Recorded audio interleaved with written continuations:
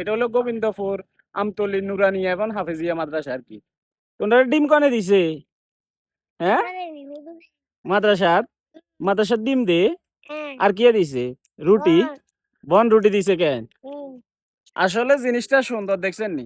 সরকারি আপনার যে সকল স্কুলগুলো আছে এখানে তো ফিডিং এর ব্যবস্থা আছে, কিন্তু মাদ্রাসাগুলাতে যে ক্ষুদ্র ক্ষুদ্র এলাকায় যে মাদ্রাসাগুলো আছে এগুলাতে কিন্তু ফিডিং এর ব্যবস্থা সরকারি ভাবে নাই। এখানে সরকারের কোনো অনুদানে নাই। তারপরে আলহামদুলিল্লাহ আপনার এই মানে মাস বা যে কোনো একটা সময় এই বাচ্চাদেরকে এই ধরনের খাবার গুলা মাদ্রাসা থেকে তাদের নিঃস্বার্থ থেকে দেওয়া হয়, মানে মাদ্রাসা কর্তৃপক্ষ থেকে। ডিম দেখছেন, ডিম আর পাউরুটি। ধন্যবাদ আমতলী, এটা হলো গোবিন্দপুর আমতলী নুরানিয়া এবং হাফেজিয়া মাদ্রাসা আর কি। ধন্যবাদ মাদ্রাসা কর্তৃপক্ষকে। ভালো থাকেন। আসসালামু আলাইকুম রহমতুল্লাহ। দেখো তো তোমরা তো আটা দিও না, নাহলে দোয়া করবে লাগবো, বেকেরে দোয়া করবে লাগবো।